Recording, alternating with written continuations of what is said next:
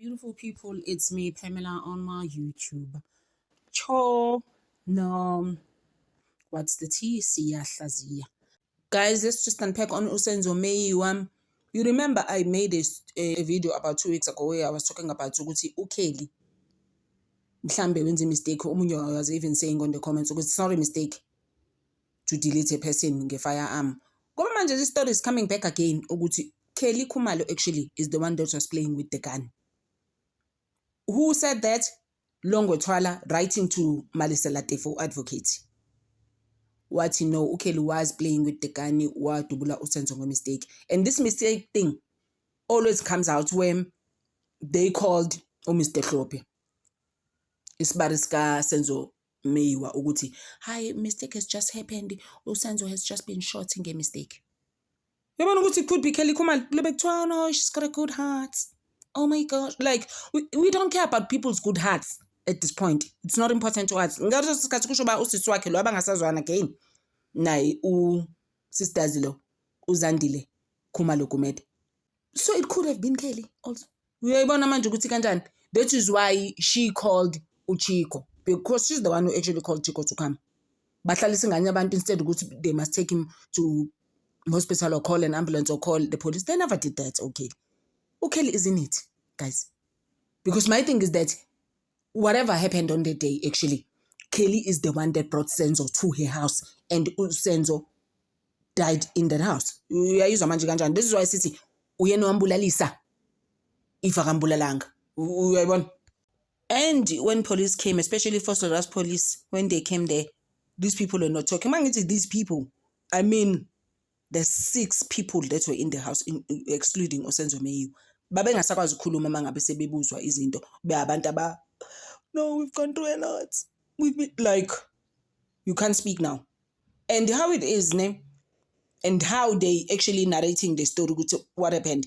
Bayibeka ngokuthi ngathi uKelly wasephethe igane lokudlala ngayidlela ngayo Usenzo ngathi uyamkhuza, and then that's when she shot him. Guys, hayibo.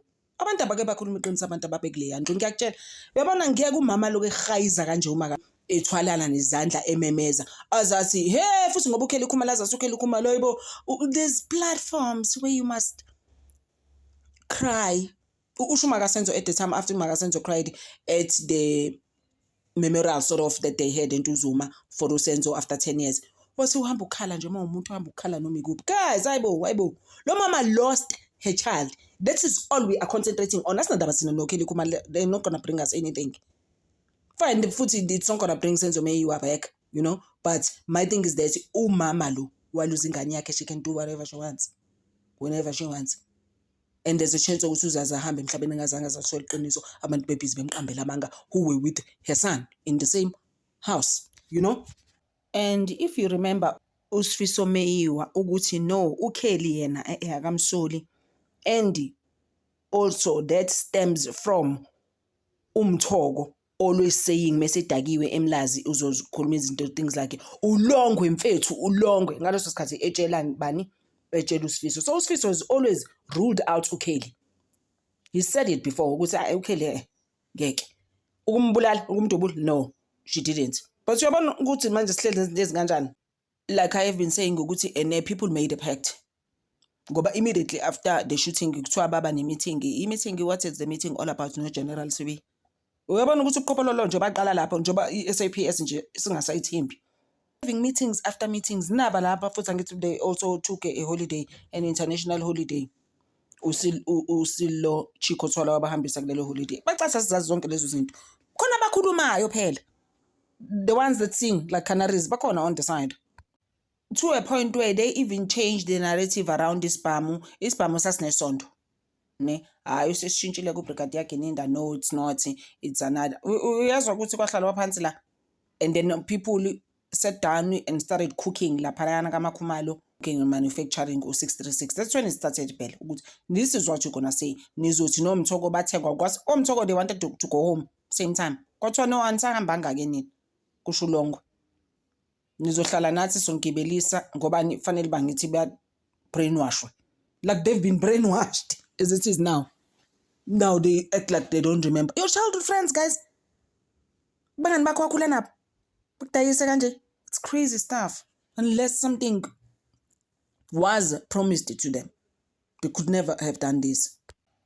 Patricia Mashale futhi exactly like uTefo usaqhubeka futhi naye uya, especially SAPS, ubhizi nje ne-SAPS, exposing them for who they are.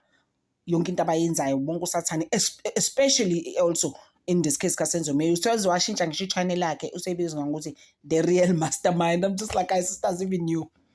Ubhizi-ke manje nale lapho isakhumbula le ade sikhuluma ngalo last week, that was exposed from Kenya kodwa lisebenza SAPS.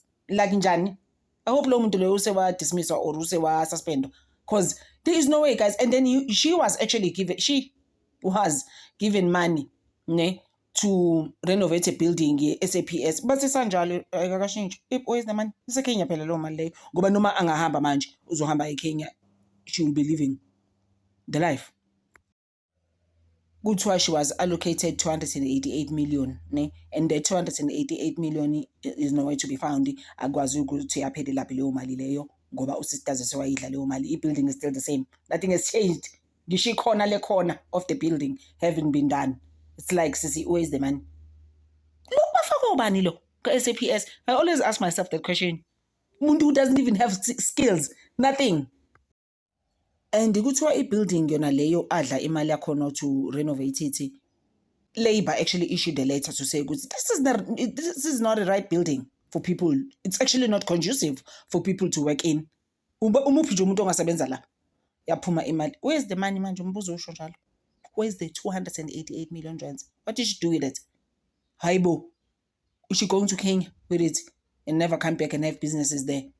Sisters. Ama South Africans, they were going crazy. Bethi nje, yay, ivethe engaka. Angithi kuthiwa-ke manje we are actually paying lo 288 million that's missing. That's how the VAT went up. Taxpayers, that's what they're going to be paying. Guys, sithuleleni sibona ubuqhophololo nenkohlakalo in South Africa. When is it going to stop? Guys, isoke sime lapho kancane. I think our next video will be uNgomezulu, how he wasn't backing down uRatha eMudonsa court, and wazwamtshela uNgomezulu ukuthi I know you actually in it with the state when uphakathi inside. Yeah, so mina ngizonibonisa ke ukuthi ngubani. And then how uRatha futhi was mistreating uMshololo. We've done the video before last year, like for a day, obviously, after court. We've spoken about it ukuthi uMshololo bese soft eseyithulela engasafuna ukukhuluma kakhulu futhi. It actually got worse after uNgomezulu got sick, but that is when uMshololo futhi uRatha was like, no, actually my sources saw uNgomezulu in the corridors of the courts. Wathi uMshololo namanga, there's nothing like that. That's a lie, my lord. Washo kanje futhi uMshololo wathi ulo, so uRatha okay, so mina ngiqamba manga. What if actually late advocate Thulani Mngomezulu was seen by UJP, Judge President? Guys, lalela akekho right. So sikhona nje video yakhe ngifuna ukuyenza this week nje, ngiphi izinayi uRatha, and uMngomezulu saw right through him. Mngomezulu was like, wena ukho right, okwamtshela uMngomezulu last year ukuthi no, ngo-2024 ukuthi wena no, you're actually not the greatest judge, in fact. Thank you so much, guys, for always supporting me. I really appreciate you guys. Ngintanda over. And I also love those ones, especially lo Themina Namanga. Yeah, ngoba yena uneqiniso ngithi uyayazi i-case. Yeah. So thank you to those people abakanjalo futhi nabo. I appreciate you guys. Ngintanda over.